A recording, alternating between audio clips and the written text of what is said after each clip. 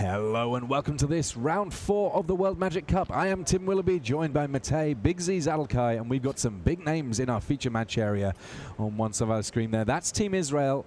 They had a perfect record in their sealed deck, as did their opponents, Team Portugal, and we're going to get a chance to kick things off with, well, it's our front table, so that's Amit Edgar. He is on Golgari mid-range, and he's up against Marcio Carvalho. And it looks like here, this is the two Golgari decks facing one another off. This is potentially, I mean, depending on the exact builds, either a total grind fest, or we could see a really, really aggro start from one of these players. And with Marcio there on the Llanowar Elves, if anyone's going to have a quick start, it's going to be him.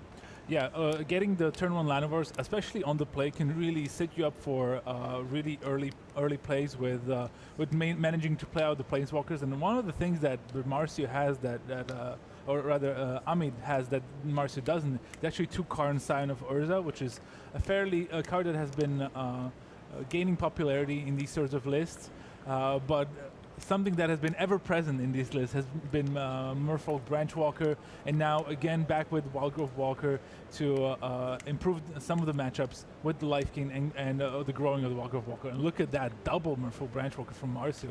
He's crushing it. Yeah, I mean, once you start getting a few explores happening, all of a sudden this Wildgrowth Walker, it feels like a standard Tarmogoyf. It grows so quickly. I mean, I wouldn't necessarily say that this is the #1 matchup that you're bringing it in for. It's largely in the face of various red decks. But Wildgrowth Walker very quickly getting very large, and when you've got the likes of Find Finality as one of the big sweepers, having a creature in play that ends up with a relatively high toughness can be a pretty big deal. Yeah, there is plenty of removal in between both decks, of course, so there's ways to kill the Wildgrowth Walker. And look at that, Amit Edgar is just now trying to do some catch-up himself, and it's going to be a bunch of life, and I'm already anticipating in a very grindy game here. Yeah, settle in, folks. This one could take a little bit of time. Just having a look at the other matchups we've got going on.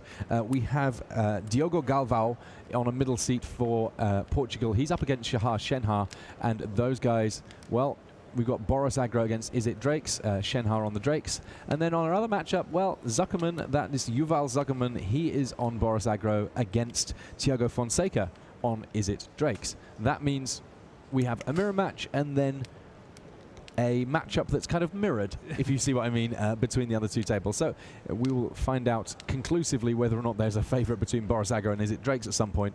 I can tell you for right now, there's going to be a Golgari deck winning this one. Yeah, definitely. And to be honest, it's very indicative that we're starting off with this sort of matchup right away, because Golgari midrange is by far the most popular deck in this room today. Almost every team is running Golgari midrange, which makes sense because, remember, this is Team Unified Standard, which means that you can't play the same card across 2 different decks, and even if a deck plays one of a particular card that is not a basic land, the other decks just can't play any copies at all. So that just means that there are some limitations, and just the green-black depth in card pool just means that it's only natural that most teams will be playing a black-green deck. So along has come Midnight Reaper for Edgar here, and that one, when both these players are gaining life off their Wildgrowth Walkers, it has the potential to draw quite a few cards if you let a game go long. It can kind of sit there, and when things trade off, suddenly you have to take the damage and draw cards. There's no May in this ability, but at the same time, drawing cards in this matchup at a bit of a premium, not too many different ways of achieving that. Yeah, one of the problems for Marcio here is that he has a Find Finality in his hand, but he has no creatures in his yard to use the Find part, and playing Finality on this sort of board wouldn't really leave him in a good position. Amit Edgar would draw a bunch of additional cards with the Midnight Reapers. His Wildgrowth Walker would survive, and it's going from bad to worse for Marcio, as Edgar now deploying Vivian Reed on a gummed up board. It's where you want to be with your Planeswalkers. Yeah, Vivian Reed with protection is a great place to be, immediately drawing another Midnight Reaper off the Planeswalker. And as much as Marcio has a fair amount of lands in play, he only has 1 black mana available to him, and that will stymie some of the things that he might want to be achieving here. He's not going to be able to, for example, Vraska's Contempt that Planeswalker straight off the bat. He's going to have to find another answer in there somewhere. It looks like he has a Vivian Reed of his own, so dueling Planeswalkers here. Ding, ding, ding, ding, ding, ding, ding. We will see which one is able to ultimately emerge victorious here. And the ultimate might be the word of the day. The Vivian Reed ultimate is very powerful, giving all your creatures +2/+2. Vigilance, Trample, and Destructo. If you manage to play or to activate the ultimate ability first. It's just a huge beating, and can really help you take over the game, especially if you pair it with something like Finality to clear the rest of your opponent's board. Yeah, I mean, obviously, in principle, there's a danger. If both players got that emblem, we might be really stuck. But assuming that one player gets the emblem, the person that gets that emblem first, there you see it on your screen, likely to do a substantial amount of damage to the opponent's board that very attack step. Being able to attack with Vigilance, you know, there's no... Vigilance and Indestructible, there's literally no reason not to attack at that point. And, yeah, we could see a total mess on our hands. Yeah, I'm looking at the hands of players, and it's quite good that for Amit Edgar, he has a Vraska's Contempt, which can answer the Vivian Reed on the other side of the board. Plus, he has a bunch of other cards. He has a Merfolk Branchwalker, a Jade Light Ranger, so I think he's doing quite well. Look at that. He also found a Ravenous Chupacabra with that Vivian, so he's doing quite well for himself, as long as he can also deploy. Okay, Midnight Reaper, he doesn't want that, but at least it grows the Wildgrowth Walker. Yeah, we're going to see some busy old boards periodically given a little bit of finality, though bizarrely enough, finality not really the final answer when it comes to a lot of what's going on here.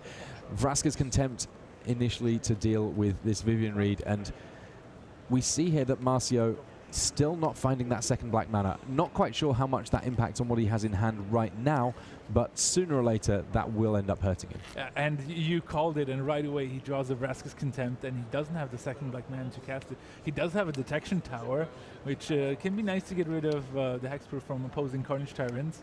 But it's if he would have played a Swamp in that place, he would have been able to cast the Vraska's Contempt and deal with the Vivid, which is starting to look even more menacing on this board with every turn passing. Yeah, Detection Tower, a really interesting one. There's not a huge cost to playing it in your deck, and it does mean that you can potentially answer some otherwise completely unanswerable threats. For example, Carnage Tyrant in this mirror.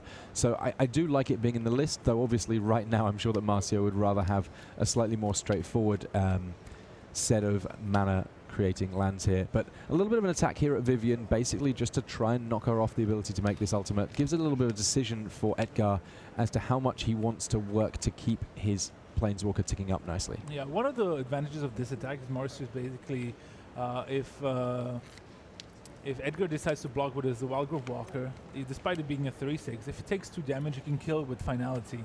So he's kind of trying to bait Edgar into blocking with this big Wildgrowth Walker, and that would also mean that Carvel would keep both of his after putting the counters on the smaller one if he wanted to. So I think Edgar is recognizing this. That's probably why he's motioning to his teammates, like why he's not blocking with the Wildgrowth Walker here. And it's just going to be a big trade here, it looks like. Well, for Team Portugal, they've already picked up a game win on Fonseca's side of things, that Thiago Fonseca picking up game 1 against Zuckerman. But Shahar Shenhar, he's won his game 1. So right now, Is It Drakes in their game 1 against Boros Aggro. We've got 2 data points, and it's all for the Is It Drakes. Yeah, it looks promising for the Is It players here. Okay, and so this is the other side of the coin. So Marcio, after trading off those Branchwalkers, he doesn't have to use Finality anymore. He can use the Find part, bring back the 2 Merfolk Branchwalkers, and gain a bunch of life with those Wildgrowth Walker, while also digging for that Swamp.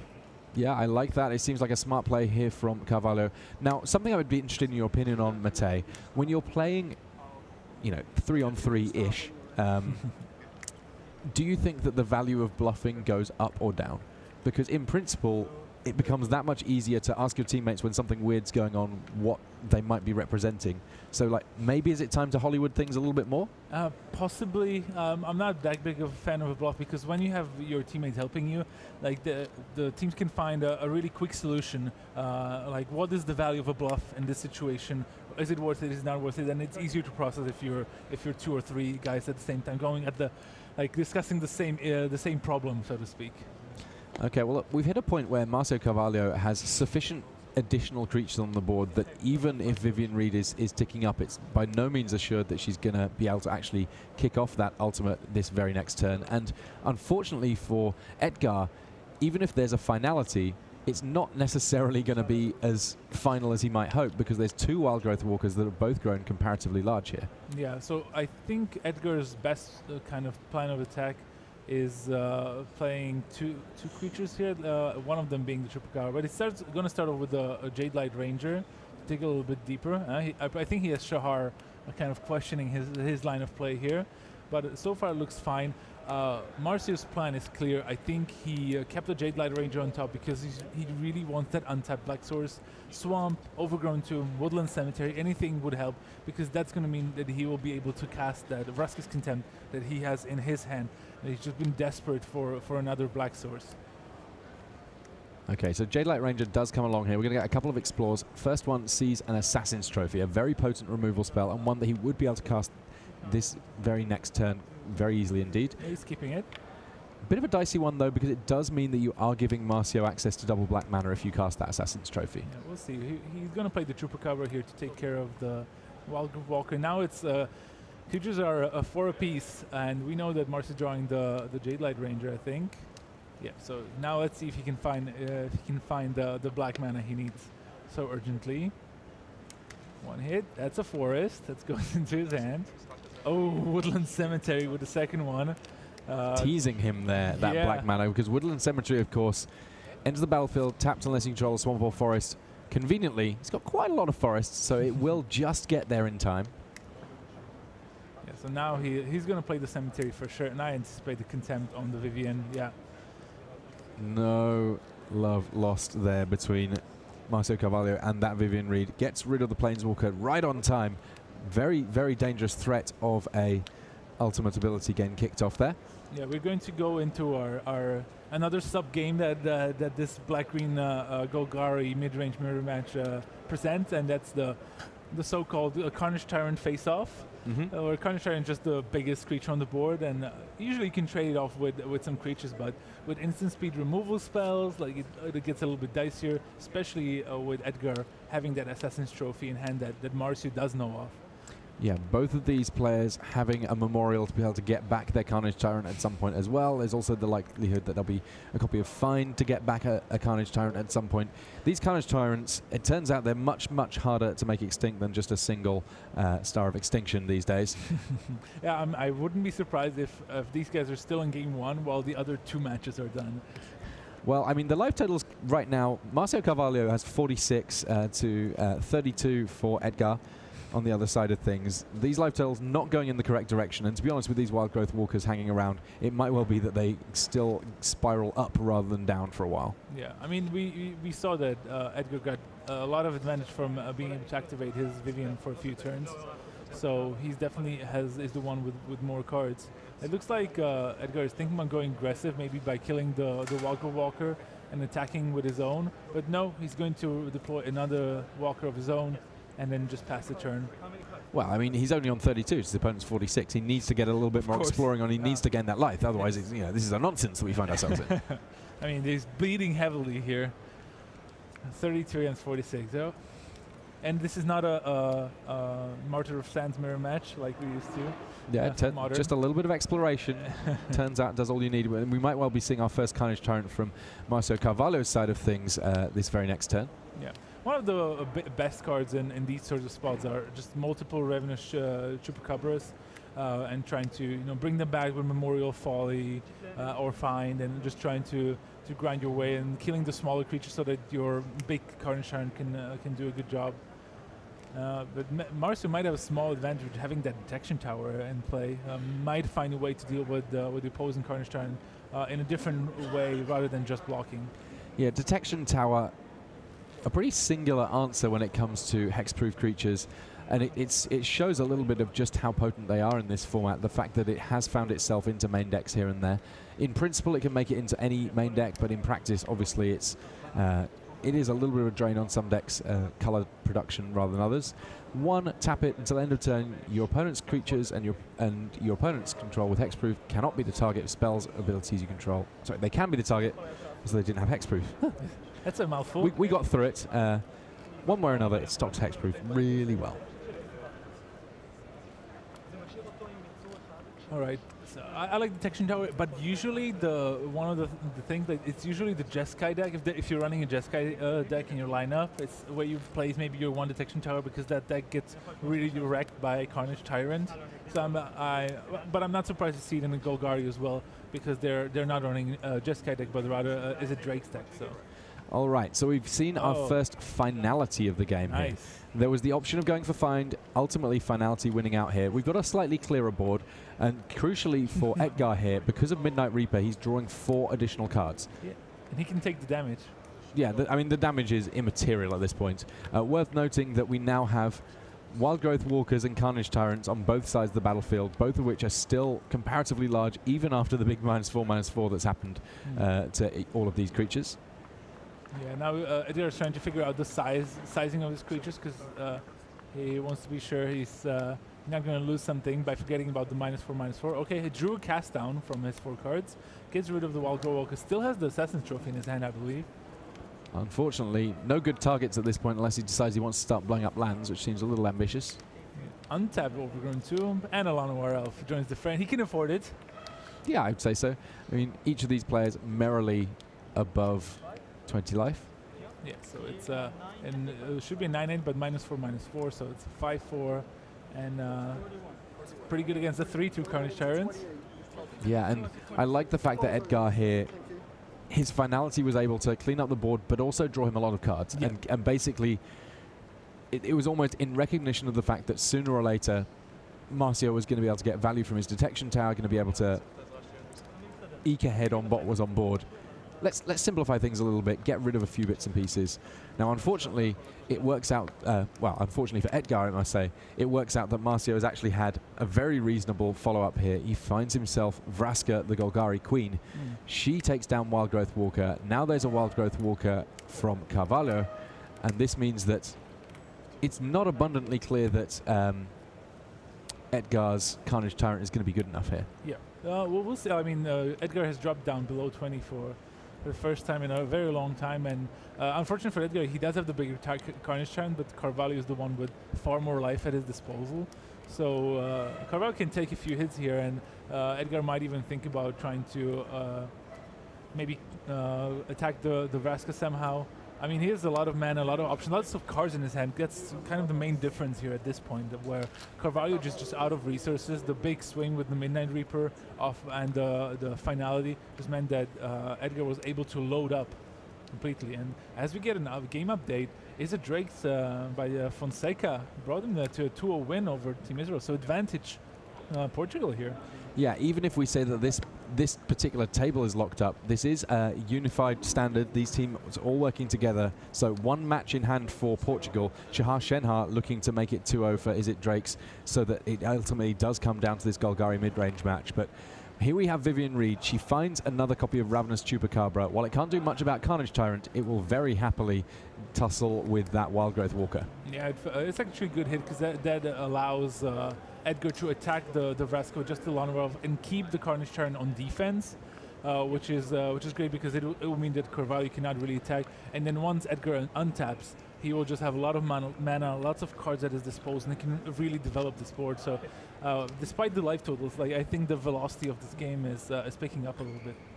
Yeah, so many more cards in hand for Edgar here. Still sort of reveling in the situation he found himself post-finality, thanks to Midnight Reaper drawing him some cards.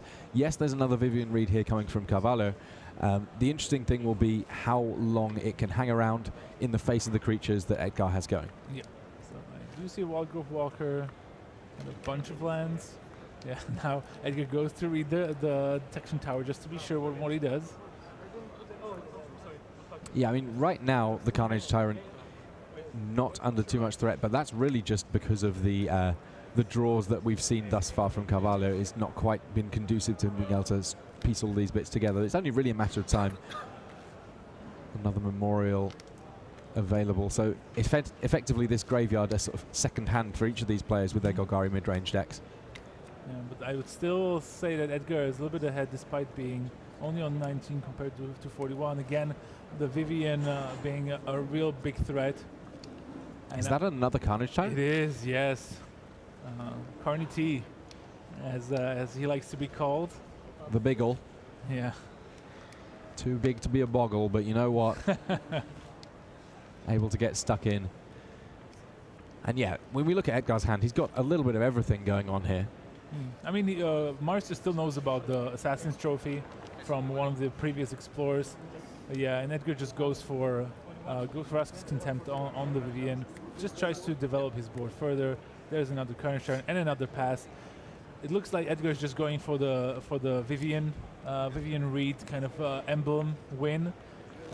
If the Vivian doesn't die, then it's just unbeatable because your creatures do get indestructible, do get vigilance and trample, and they grow quite a bit. So even the Carnage Turn on Marcio's side will not be an issue.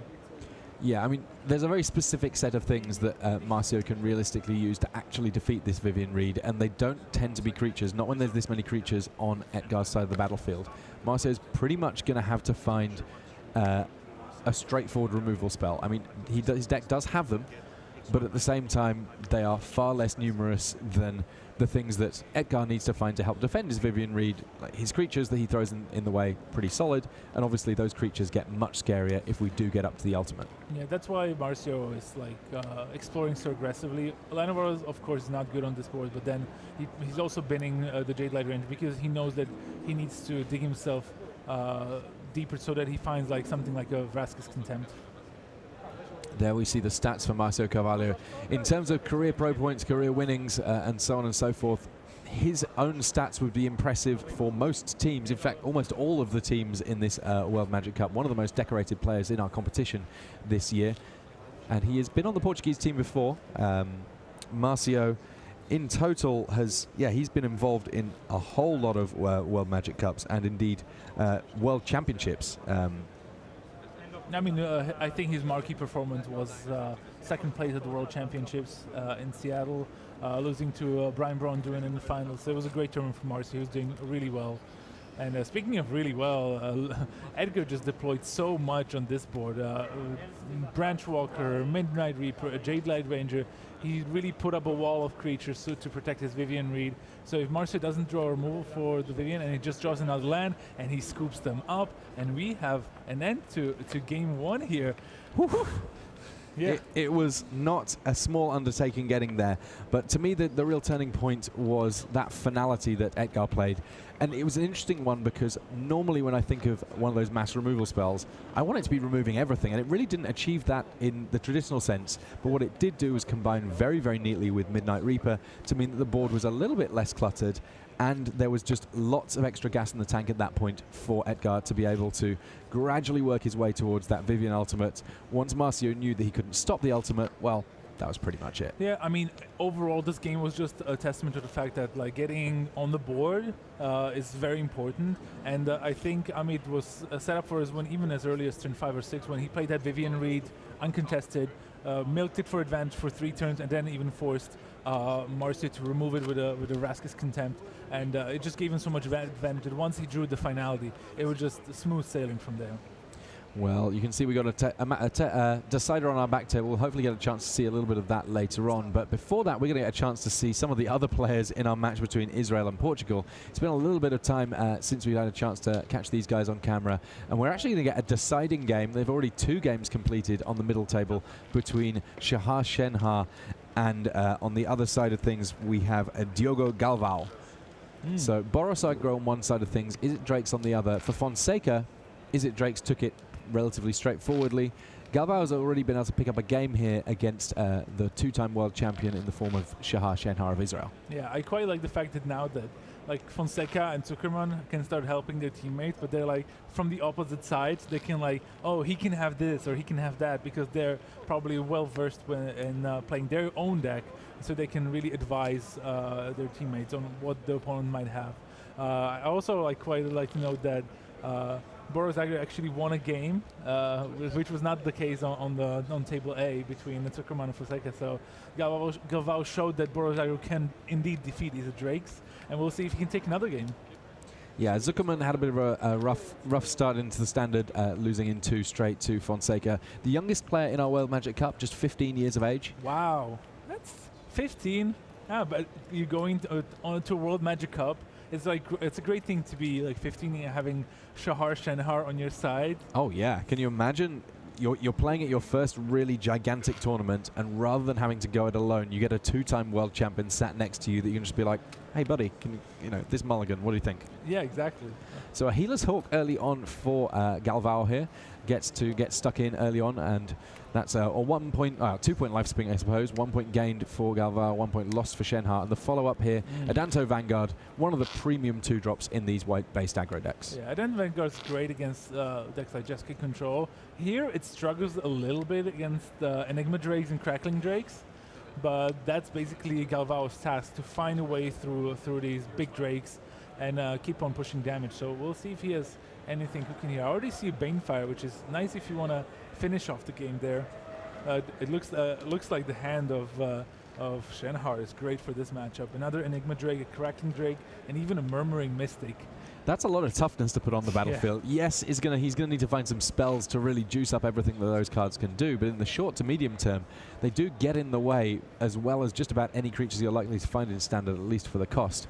And a Banefire here just to finish off Enigma Drake. Yeah. Galvao is not going to be happy when he sees what comes in future turns here. Yeah, I mean, there's just a bunch of Drakes, and to be fair, 0-4 Drakes are not that big of an issue, but it's just the one opt in the graveyard which pushes it up to 1 power. It's just what is so important, because it matches up just really well against all the cards that Galvao can present from his Boros aggro deck.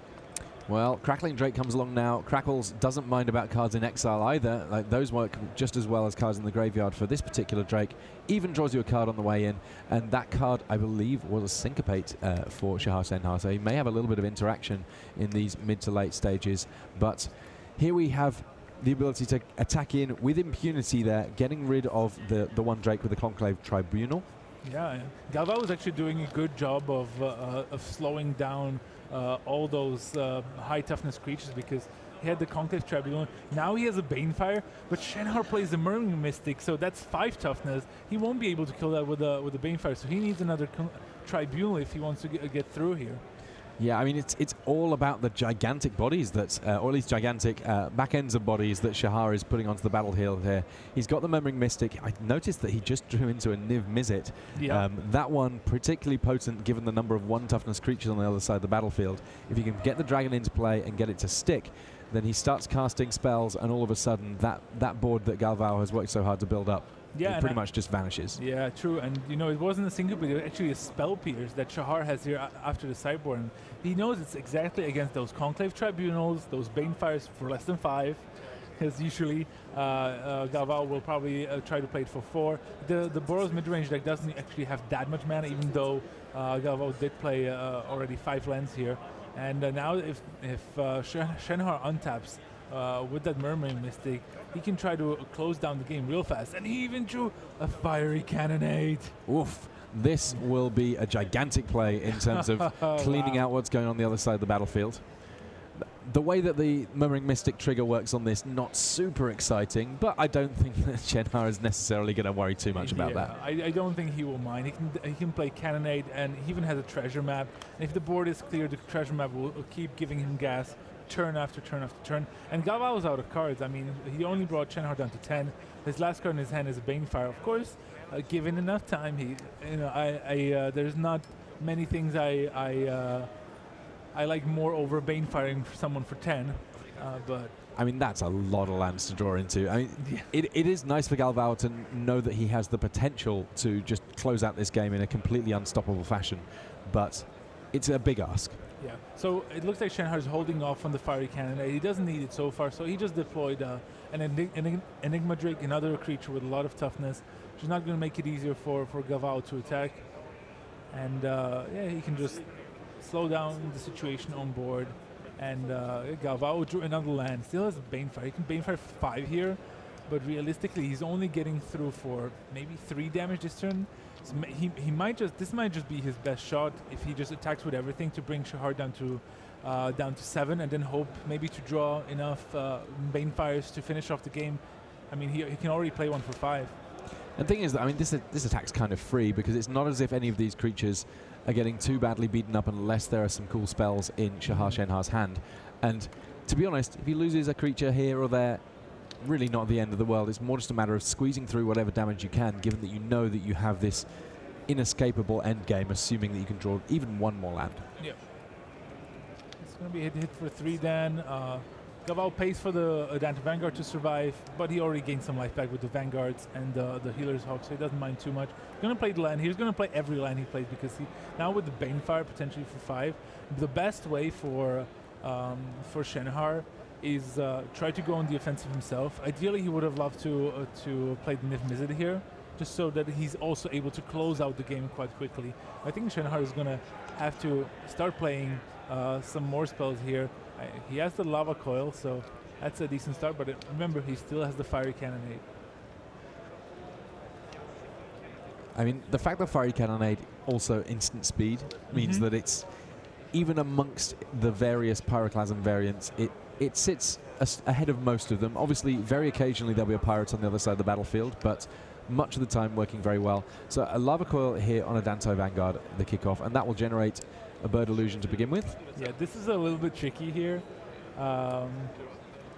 Galvao should let the bird resolve. It looks like it has, and now he has to decide if he wants to pay the 4 life. If he does, I'm pretty sure that Shenhar will fire off the Cannonade to force Galvao maybe to pay 4 more life if he wants his Vanguard to survive, but that will also mean that Shahar maybe can then start attacking with the Enigma Drake for far more damage than previously. Enigma Drake now a 2 power flyer. He's holding off for now. I like that. Swings in for 2. Go down to 9 here. He might not have enough time for that Banefire here. Is it another? No, I think it's a spell, right? I think it's another Adento Vanguard. I believe so, yeah. I mean, it's the sort of thing that on the face of things for Galvao, any damage that he can sneak through now is gold. Yeah. He really needs to sneak in any sort of amount of damage if he wants to. Unfortunately, doing so may prove a little bit tricky here. Right, so now it's finally Cannonade time. Fiery Cannonade. Fiery Cannonade. Finally fiery. Finally fiery. This is 2 damage to each non-pirate creature. So there will be some collateral damage in terms of Bird Illusions here. Yeah, we're gonna eat some of those cannonballs. Somehow or other, I don't think that Shenhar is going to mind too much in this particular case, as this puts a real question to Galvao, because not only does he have to contend with the fact that he's going to lose most of his creatures, if he wants to keep that Adanto Vanguard alive, his life total actually drops dangerously low in the face of what's going on the other side of things. Yeah, he's actually then in real risk of actually dying to the Enigma Drake on the backswing. Yeah, this will be the 4th spell in the graveyard. Sorry, the 3rd spell. There's an Enigma Drake in there, my apologies. Yep. So he is paying, so that's Galvao down to 5 here against a 3-4 Enigma Drake, at least 3-4 for now. I think Shahar is trading, like chump blocking here basically. The Mystic already took 2 damage from the Cannonade, and the Adanto Vanguard is indestructible, so yeah, the Mystic dies. Yeah, there we go. Another Vanguard. And now let's see if Shahar can draw an instant or sorcery, because if he does, maybe they're thinking about killing the Enigma Drake here. Yeah, that's what I think. I think it might have been one of the Galvao's teammates stopping him. Like, are we sure we're playing are we sure we're playing that here? We can kill the Enigma Drake, and we still have an Adanto Vanguard on the board. I think that's what they're going to do here. It's an interesting line, because it's so tempting when you see your opponent is that close to being killable with a Banefire to be looking at pointing it directly at the head here. But if we're looking at a small Banefire, at least we have Shenhar tapped out, so there's not going to be that spell pierce. I think what his teammate was saying there was that the Enigma Drake took 2 damage from the Cannonade. You can play both Banefire and the Adanto Vanguard, which I don't think that Galvao maybe realized at first. Yeah, so easy to look at Banefire as one of those spells that if you can cast it for 5 or more, you do, because it's uncounterable and very powerful, but sometimes it's just about mana efficiency in terms of being able to play lots of spells. Yeah. Crackling Drake coming down here, drawing a card for Shahar Shenhar. Yeah. Lots of treasure maps for him, and indeed sooner or later we may see Niv Mizzet Parun coming down, but for now, Lava Coil could just do it. I think. We'll see if Shahar wants to. He can play like the fancy way. He can Lava Coil the Vanguard and Spell Pierce it. and to get 5 instant resources in his graveyard. Let's see if he goes for it. He does go for it. So yeah, Shahar Shenhar is trying to counter his own spell to pump up the Crackling Drake, and yeah, Shenhar is it Drake's over Boros aggro. 2 for 2 in terms of the Is It Drake's decks doing their thing. Obviously, you can't have 2 Is It Drake decks on one team. That means that we have a tie in terms of matches thus far in this grudge match between Team Portugal and Team Brazil. I think they played before at the World Magic Cup. Can't quite remember who won it that time round, but I'm guessing that Shahar was on the team that time round also, maybe even Marcio thinking about it. Yeah. And here we have what will be our deciding match. Currently, it is Edgar up by 1 game, and he's already got a Khan in play on 7 loyalty here, which could prove a very big deal. But for, oh, you know what? We have removal after sideboarding in this Green Black Mirror. Who'd have thunk it? Assassin's Trophy means that Khan has been turned into a swamp. Yeah, and now that that threat is dealt with, the board is, I would say, relatively even. There's not much going for either player. I mean, the Jade Light Rangers is the biggest sheriff in town at like Poultry 4-3. At least he can rumble here. There are some matchups where 4-3 would be large. This is not one of them. Yeah, well, for now it is, but it's not going to be long before the Jade Light Ranger is outmatched. And the life total is currently 18-18, though I think that Edgar may have taken 4 on that last attack. Yeah, I mean, at least the good thing about Edgar has more cards in his hand, but at least two of them are lands. But Marcio's out of cards himself, so it looks like not much else is going on. And this is the point in time where the player who draws like the first really strong, powerful card, like a Planeswalker, like a Carnage Giant, can be really in a great position. Yeah, for now, this Jade Light Ranger doing reasonable work on Edgar's life total. Yeah, and remember, the team who wins this match is gonna get to 4 wins. That means they can go home or to their hotel, rest a little bit, and get prepared for tomorrow, and be also like the highest seed in the pool system that we have ready tomorrow. It's a great perk to get to 4-0. Yeah, it's so funny. Normally, the notion of going home early is synonymous with losing, but in this particular tournament, at least for day 1, get your 4 wins, get a good old rest, come back tomorrow because you're in a fantastic spot. Corvalli drew a land, but at least it's a memorial to Folly, even though he doesn't have much going on in his graveyard just yet. But now at least he could bring back a Jade Light Ranger if he so desires. Yeah, gradually these creatures trading off. It's really not clear that any of these teams are particularly far ahead. It's going to come right down to the wire. If anything, the one thing to look out for is that Edgar has points on the board, so that even if it works out that this game doesn't swing his way, he's got another shot at it. Yeah, when I was talking about big swings, I think it looks like Marcio has drawn a Carnage Tyrant here. Especially on this board, is looking mighty threatening. Carnage Tyrant, uncountable, not a big deal in this matchup. 7/6 trample and hexproof, though. Yeah, well, you know, that'll play. Yeah, 7/6 hexproof is a big game. Here, a swing with the Chupacabra. It's a good idea because Edgar's it is 9, and you always want your Chupacabras in your graveyard because you can bring them back with the Memorial to Folly for some more value, or with Find part of Find Finality. Okay, we have a Vivian Reed. It's a decent start, but it's still like Vivian's probably coming in and be like, "Oh, you got a big dino over there. That's gonna be a problem." Yeah, I mean, Vivian can appreciate having big creatures on her side of the battlefield, but maybe not quite so much on the other side.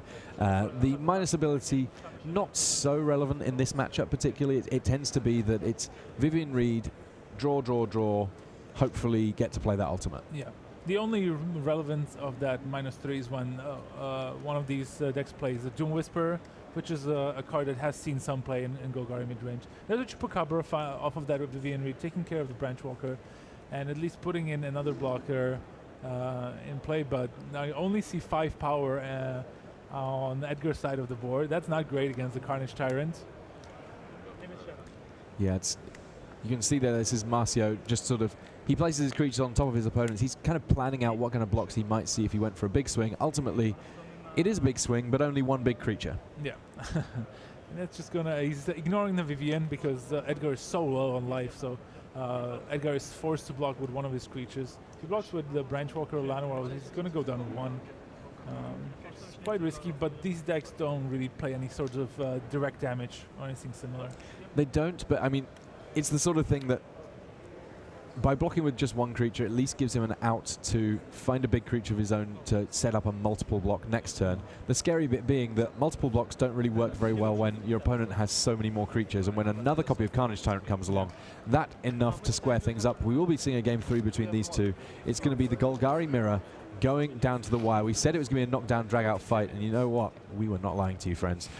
Wherever you're watching around the world, very welcome to join us in this, our first round of Standard in the World Magic Cup. This is Team Israel versus Team Portugal.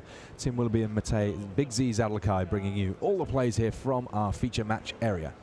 And honestly, I would like to say that people consider these Golgari mid-range battles boring, but especially after Sideboard, I just think they get really interesting.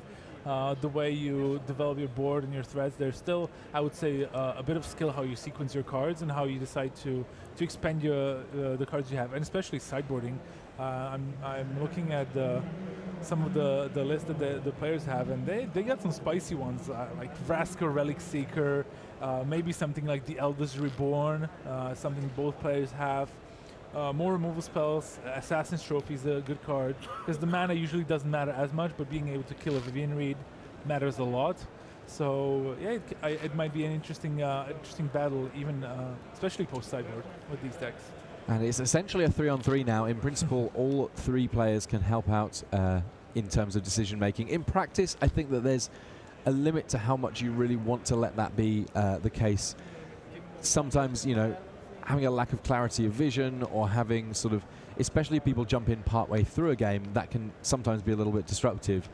However, in this exact instance, I'm sure that Amit Edgar very, very happy to have one of the more experienced players in the room sat next to him, while Shahar Shenhar, not especially old, just 25 years of age, the same age that Amit is. His magic age is a little bit higher. He's been at 5 World Magic Cups representing Israel, and he's had a fair amount of success. He's also played 29 Pro Tours, which is infinity more Pro Tours than his 2 teammates. Yeah, I mean that's kind of like the beauty of the World Magic Cup, and you touched on it that Yuval Zuckerman is 15 years old.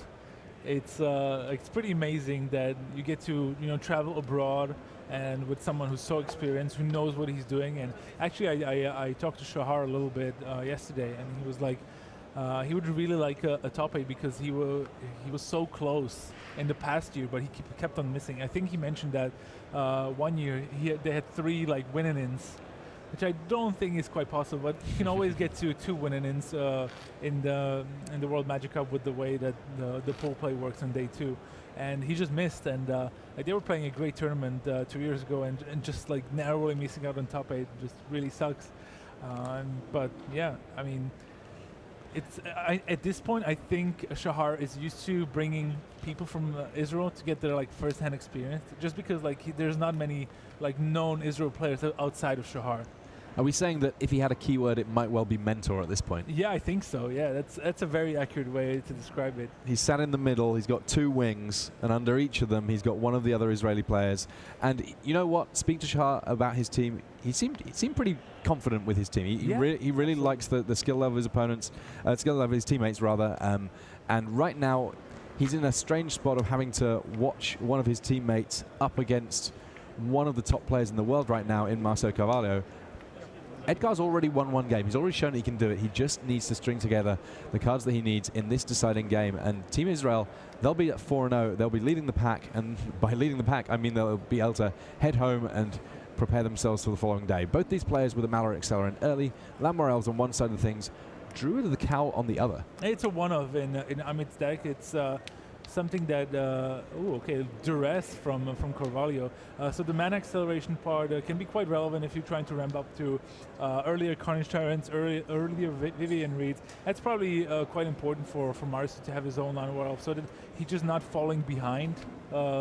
If Edgar has a mana accelerant of his own and Marcy doesn't, it could be a bit of a problem here. It looks like Edgar has a decentish hand. I saw Midnight Reaper on the Merfolk Branchwalker. He's going to start with the Branchwalker, finds a Vivian Reed, and this is nice. He does have the lands to deploy it, so a turn for Vivian Reed is a nice place to be for the Israelis.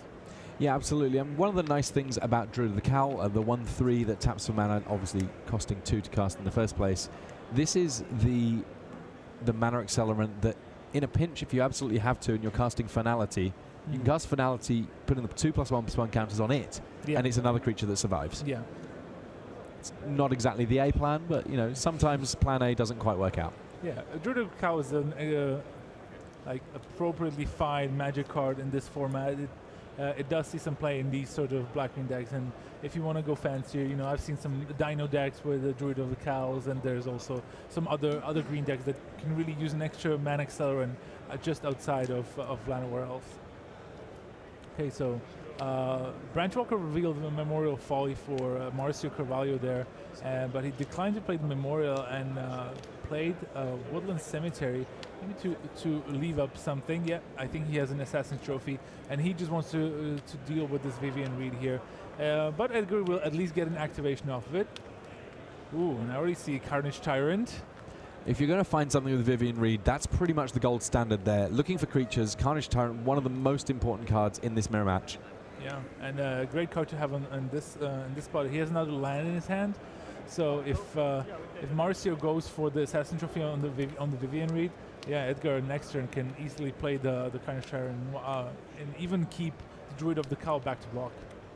Yeah, I mean, it looks like all of a sudden Edgar quite a long way ahead in terms of board development here. That Assassin's Trophy helping him out quite a bit.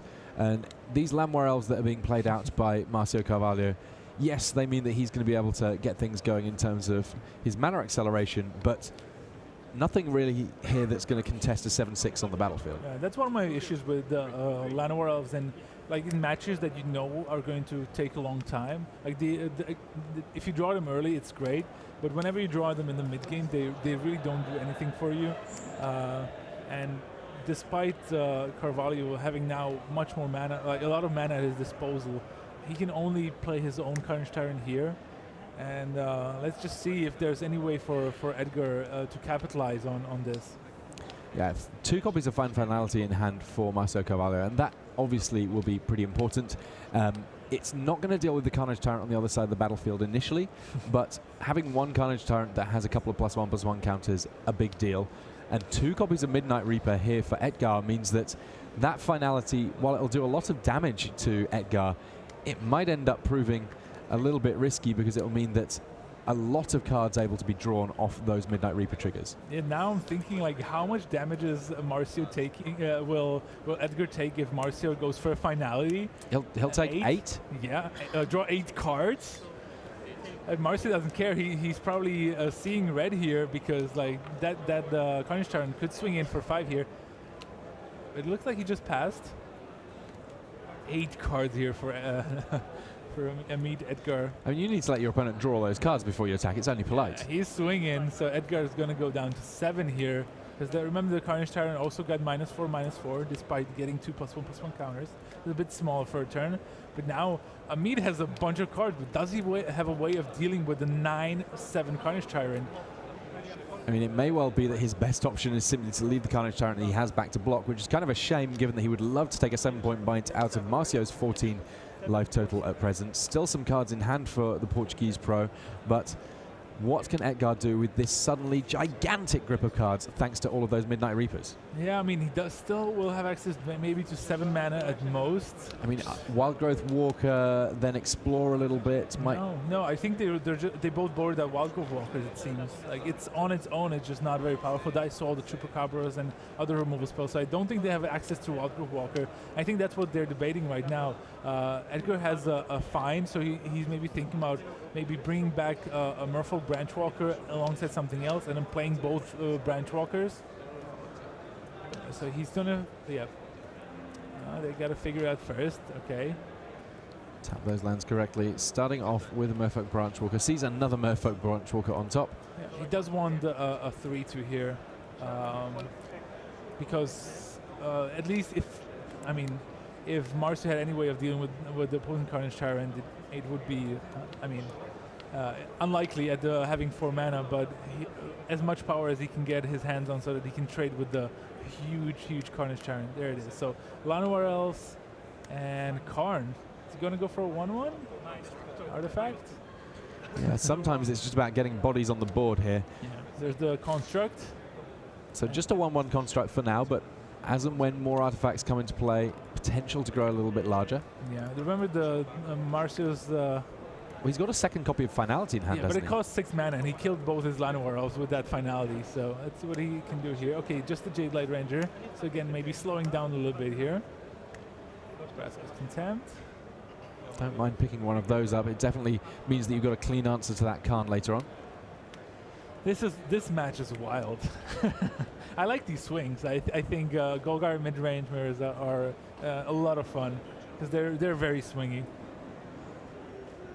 Yeah, right now a gigantic dinosaur just rampaging around for Marcio Carvalho, an only slightly smaller dinosaur doing a reasonable job of fighting it on the other side of things. Yeah, and remember Edgar drew 8 cards off of double Midnight Reaper. Yeah, I mean that's the only reason these life totals are as low as they are, at least on Edgar's side of things. Yeah, just a pass from Marcio here. He actually put the Vraska's Contempt in the graveyard, decided on his Explore that he could do better off the top of his deck.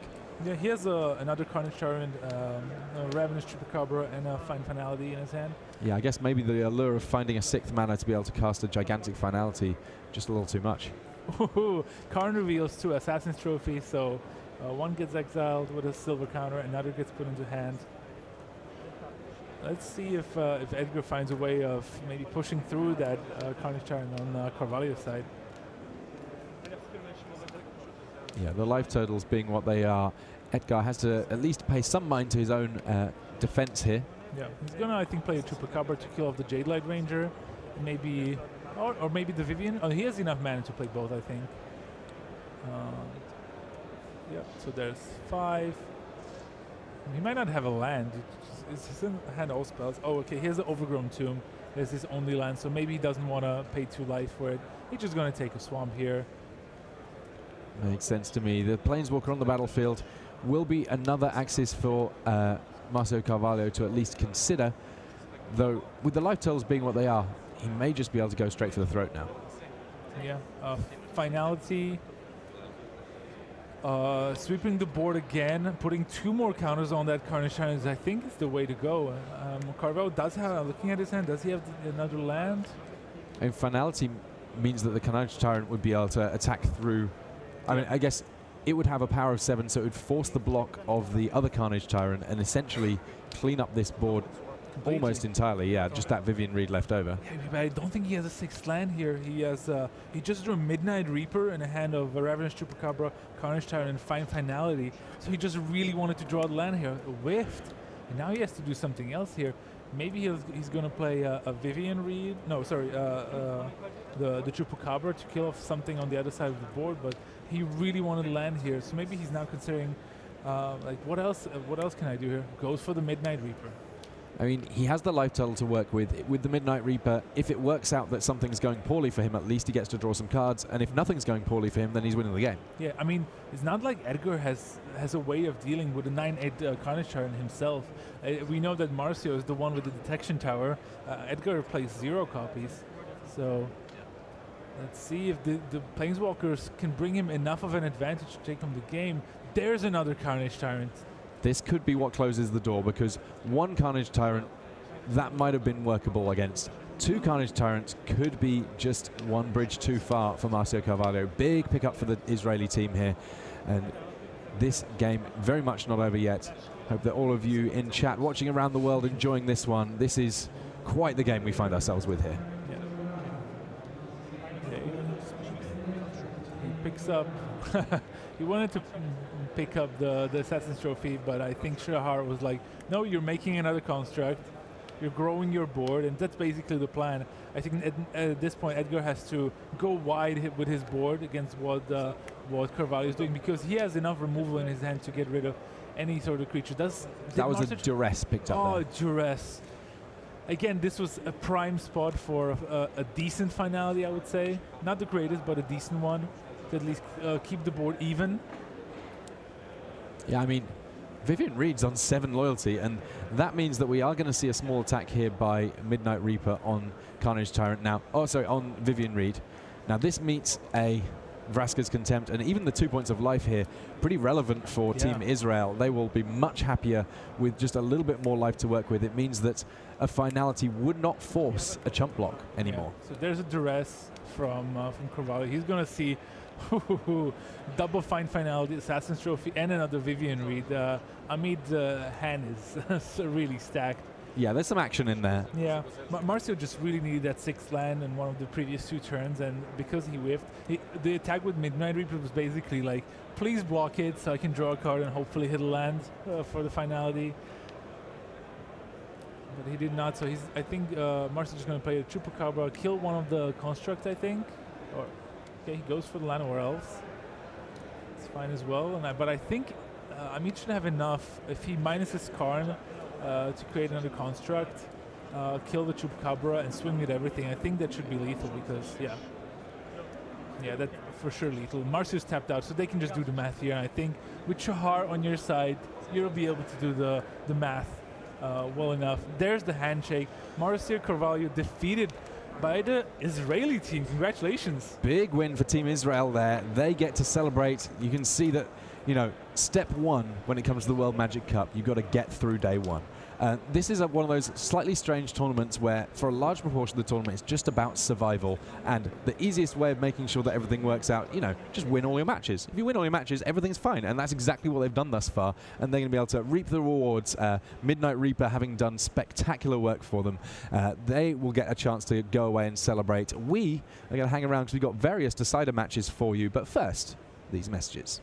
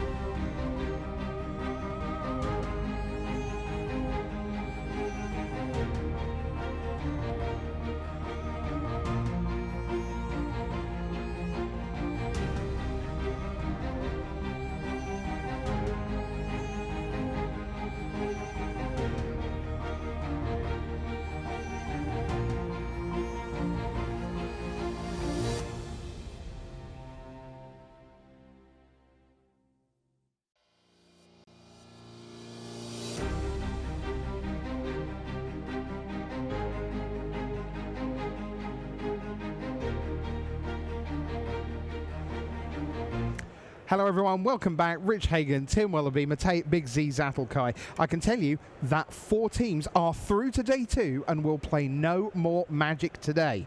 Israel, you've just seen win. They're through. Put your feet up, boys. Well done.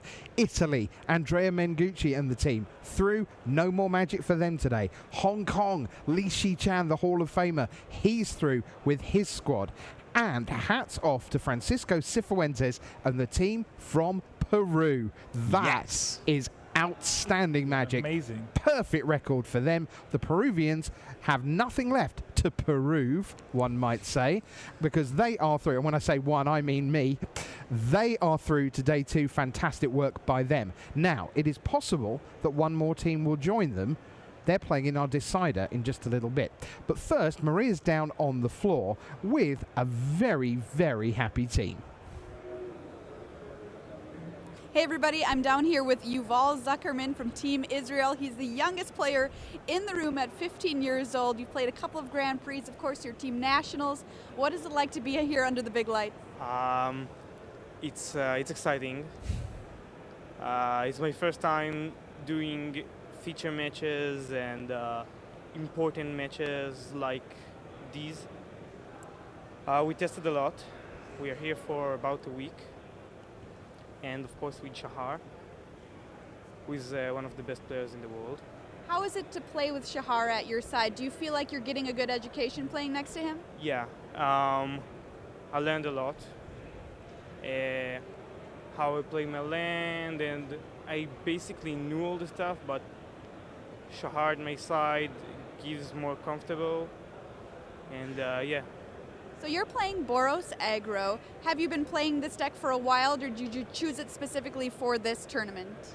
Actually, I started to build the mono-white winis with the Marshall and Vanguards and Geared for Battle when the format came out. And then I saw the Porter Luis Scott Vargas and basically most of the top 8 played Frenzy at the sideboard. And since I played a lot with Red Aggro, with Frenzy and Random Stinking, I understand how powerful is that card is. So I figured maybe we can put it together. Like most of the deck is 1-drops and 2-drops. My list is a bit different because I play set of Heroic Reinforcements in the main. We figured it's the best card in the deck after History of Benalia, and we ran playset of Conclave Tribunal because you need a removal for the Golgari deck and the Drake's deck. And basically we made the deck a bit expensive, but it was worth it because all the cards are very good and you can just kill with them very fast. It's really interesting. I want to know how long you've been playing Magic, just being 15. About 6 years. Oh wow, so the same as me, so I have no excuse. You brought your family as well to the tournament. That's awesome. Yeah. Who do we have here? My mom, my brother, and my sister. Are you having a good time in Spain? Yeah. Yeah. Barcelona is pretty and there's a lot of things to do here. And you're 4-0 now, so you get to go home, take a breather. You're through today too. How do you feel? It's good. Yeah. That says it all, the sigh of relief, yeah. Yeah. And we tested a lot, so I figured that when we finished the sealed, I had a Ral and Eve Mizzet in the deck, and we had 3 good decks. And I figured that we need to win one more round and then just go home and get some sleep maybe. All right, well, good plan. You're 4-0. Congratulations. Good luck to you tomorrow. Back to the booth. I swear, if they win the whole thing, it's good. Yeah, that's going to be the headline. Fantastic stuff. Congratulations to the youngest player in the field, 15 years old and into day 2 with a perfect 4 and a record. It's decider time here once again, and can we get a 5th team through to day 2? Well, we're going to find out, because Sweden were 3-0. They were paired against Belarus this round at 2 wins and a draw, and we're going to see the deciding game of Joel Larsson, the Swedish hotshot, against Yevgeny Zakharenkov of Belarus. This is for all the marbles. Can Sweden advance, or will Belarus get to 3-0-1? Let's find out. So let's head on down to the feature match area. Here's Tim and Matej with the call. Thank you, Rich. We do have a Jeskai control mirror on our hands here, so potentially this might be where I get a chance to see my Niv Mizzet fireworks that I was so much hoping for in this standard format.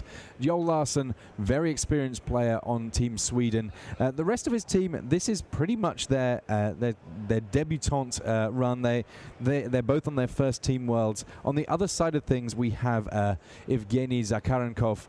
And Zakharenkov, he's actually played on the 2012 World Magic Cup as well. So he's got a little bit of experience when it comes to the World Magic Cup, and this Belarusian team right now, they put together a good performance. They've got a little bit of work to do to make day 2, but doing all right. Yeah, the Belarusian team is headlined though by their national champion Nikolai Potovin. It's actually an old friend of mine. He's been in and out of the game, and I'm so happy to see him back, because he's a very solid player. He actually has 2 GP top 8s, including a win, and he was just an ever-present and the Magic scene around 2009-10, and a very well-respected player. So I'm just really happy he's here, and also I'm really happy about being able to watch a Jeskai control mirror match. That it doesn't really look like control mirror match at all, because Zakharenko is playing History of Benalia from the sideboard. Yeah, I like this plan that you sometimes see from these Jeskai decks of, while they might have a relatively ponderous route to victory in game 1, when they see the opportunity, they can strike with these aggro cards. And a card like History of Benalia, because it generates a couple of threats, it represents a difficult card to go 1-for-1 with. If you want to deal with it and you don't have the counter spell at the point that it's initially cast, then it's probably going to take you a couple of cards to do so. Yeah, and I saw some innovation from Joel himself. I think he has a Rekindling Phoenix in his hand, which is also not very common in these Jeskai controllers. We did, of course, see Adrian Sullivan win a GP with one copy of the Rekindling Phoenix, even though the biggest innovation of that particular deck was the treasure map into Niv Mizzet, something that we also see here. So I'm just curious to see if the 2 little soldiers are going to get there from the History of Benalia, because it's a very strong early play, especially if Zakharenkov can support it with some counter magic.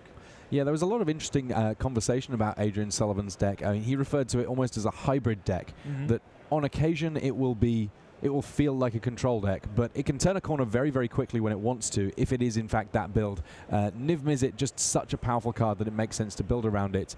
And here we see that Treasure Map not getting the opportunity to live its dream out and transform, because Invoke the Divine, destroying that artifact, gaining Zakharenkov a little bit of life, that probably not the most relevant factor just yet, but it will mean that he can survive at least one more hit from the Rekindling Phoenix that has come down now from Joel Larsson. Yeah, and we'll see what Zakharenkov has here, because there are good answers to Rekindling Phoenix. I'm just not sure if Zakharenkov has them in his deck after sideboard. Maybe he didn't see the Rekindling Phoenix in game 2, and so he doesn't have those lava coils that are so great at dealing with the Phoenix. Something like Justice Strike, sure, you can use it to kill the Phoenix and make way. And look at that, Zakharenkov just passes, despite his soldiers being 4-3. He just doesn't want to trade against the Phoenix here, and maybe Joel Larsson can get out of his mana troubles, and he does have a Clifftop retreat and another treasure map here. Yeah, this is a good situation for Joel Larsson. Even though the life total's a little bit in Evgeny's favor here, he's the one that is kind of deploying threats and getting something going. We can see Evgeny there just taking a look at Teferi, Hero of Dominaria, in his hand, not having the 5 mana to be able to get anything going with it just yet. This Sinister Sabotage may in part just simply be Evgeny trying to make sure that he can find the land that he needs to get his Planeswalker deployed on time. Yeah, I think that's what he's going to do, and I think, yeah, he surveilled, kept on top, and now he's deliberating with his teammates. He has to be scared of counter magic from Yoel, who has 3 cards in his hand. I know Yoel has a Teferi of his own, and Evgeny could actually even Teferi minus to get rid of the Phoenix for a while and start swinging again. But we'll see if he's not scared to to run into it, and I think he passed. Yeah, Zakharenkov deciding discretion the better part of valor, but as long as Joel Larsen is playing lands and passing, he's slightly ahead on board, but Chemist's inside end of turn. This I like from Zakharenkov. And it explains a lot. If you have a Chemistry inside and another counterspell, it just makes sense to wait it up, leave up your mana to be able to counter your opponent's Teferi, or maybe answer an Mizzet with something like Justice Strike, or even the Teferi after you untap, while drawing some cards beforehand.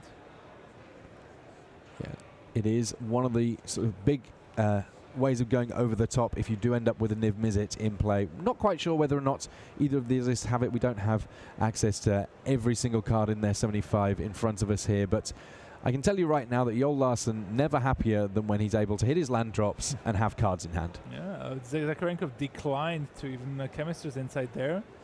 He might do so now that he has access to 7 mana. He can counter and draw some cards with the inside. Yeah, now he's gonna opt first. There is a negate in hand, but it's certainly not going to be troubled by an opt. Yeah, again, no, not using the inside here. All his cards are good. Playing lands is great too. A bit of a staring match going on between these two.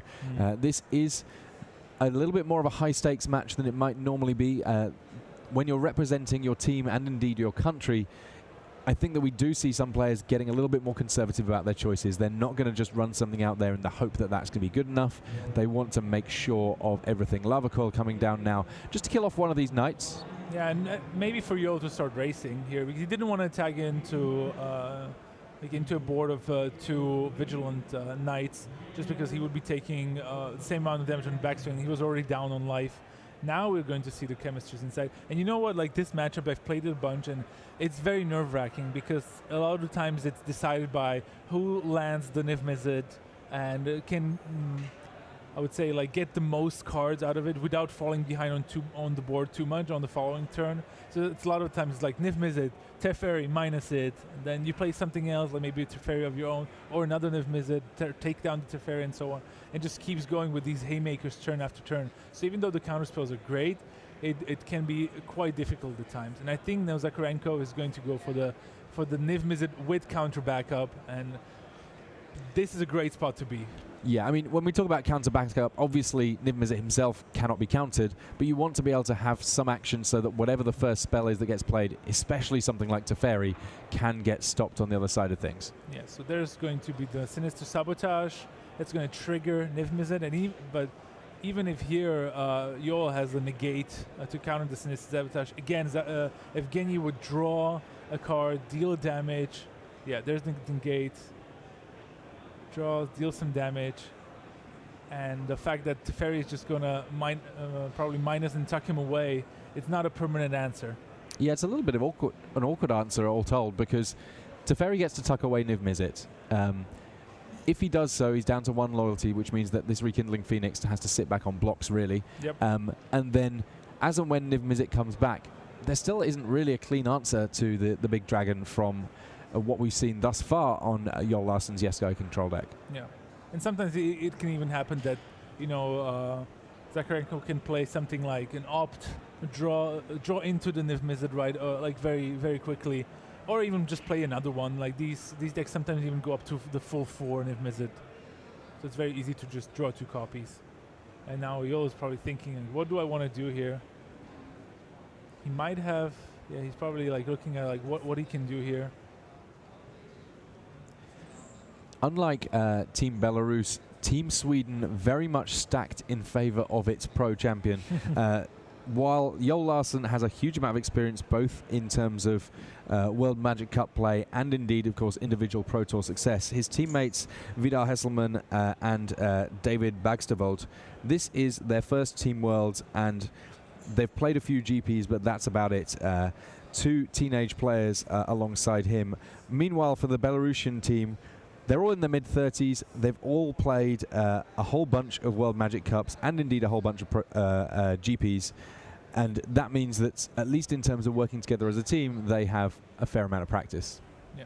Now, so Yoel decided to minus Teferi. He tucked away the Niv Mizzet and he passed, leaving the Rekindling Phoenix in block. Let's see what kind of advantage Zakharenkov was able to muster with those extra cards off of that Niv Mizzet. just tapping a bunch of mana himself. Maybe, okay, Teferi. Tucks away the Rekindling Phoenix. That allows him to attack down the opponent's Teferi. He's going to even play a tapped land and leave up 4 mana. Beautiful. Yeah, lovely position for Zakharenkov after that exchange. The second Teferi looking a little better than the first here, though it looks like the Teferi wars, they do continue, as for the 3rd turn in a row we have Teferi on deck. Resolved, though. And this time round it's a +1, meaning that you're able to draw a card, untap some lands, and by the looks of things he has at very least an Ionize in hand, which he'll potentially be able to use to stop whatever the next threat is, assuming that that threat is not a big dragon. Yeah, well, I mean, now Evgeny actually drew the Niv Mizzet thanks to the Teferi activation. Plus, he's gonna get to untap a couple of lands as well at the end of his turn. But so I'm pretty sure he's going to jam the Niv Mizzet on the board right away. Maybe he's looking to figure out like what he wants to do with it. He maybe wants to play some sort of instant or sorcery to maybe deal some damage to Teferi so that the Niv Mizzet doesn't get tucked away again. All right, so that looks like tapping 6 mana. Yep, there's Niv Mizzet again. He's a Dragon Wizard, Harry. Dragon Wizard, Harry. Yeah. And untap a couple of lands. This is a control deck living its best life now. A scary Planeswalker in play, a very scary creature in play. 3 mana. Okay. Chemist's Insight. That can take care of the Teferi on its own, just because Niv Mizzet can get to deal damage when you draw cards. So first the trigger, dealing 1 to Teferi. Now the Ionize on the Chemist. Yeah, the Belarusians draw another card, ping another damage. And now even if Zakharenko doesn't have a counter spell, but he looks like he will go for a negate on the Ionize. Draws, pings the Teferi down. Yep. So that resolves, and now he's going to get to draw 2 more cards.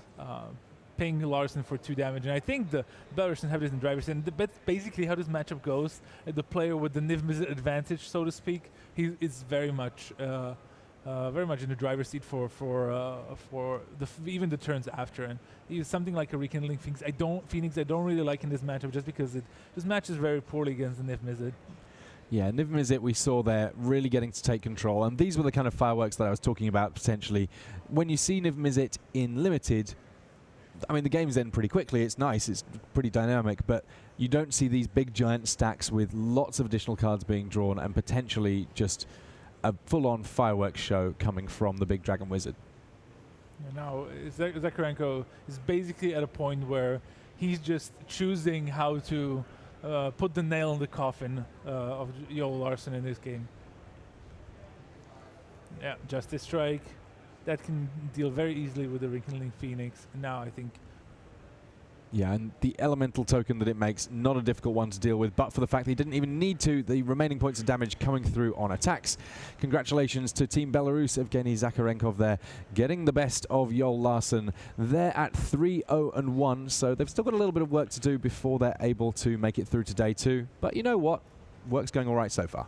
Yeah, fantastic stuff. So both of those teams very much live and indeed in very good shape for day 2. I can tell you we're going to continue on with our story of day 1, where we've left off with Yevgeny Zakharenkov and the Belarus team, because they're going to be back in the feature match area for live coverage of round number 5. But why don't we take a look at our scoreboard here as we head through, and not all the results are in at this point, and you see that those 5-0s, well, what that means, they haven't suddenly magically won round 5. They've gone home. Peru, Hong Kong, Israel and Italy are advanced, and they're automatically, if you like, awarded the win. They will finish at 7-0, as it were. But all that matters is that they are through to day 2 safely. Now, all those 3-0-1, Belarus, and then the 3-1s, which go right the way down. Lots of big names there. USA won their round this round. Japan, the reigning champions, are 3-1. France, 3-1. Sweden, Joe Larson will be back to try and advance. All those 3-1s will be playing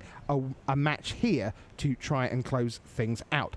But the players are in the feature match area, gearing up for the next round. We're going to fit in a very quick break, and then when we come back, it will be round 5 5 of the World Magic Cup here. So terrific work again by Peru, by Italy, by Israel through successfully. Will Belarus join them? We're going to see Belarus up against Belgium, who are at 3-1, and they're headlined by Pascal Viren, who went 10-0 in standard at Pro Tour Guilds of Ravnica. So a few short messages, and then it'll be round number 5 of the World Magic Cup.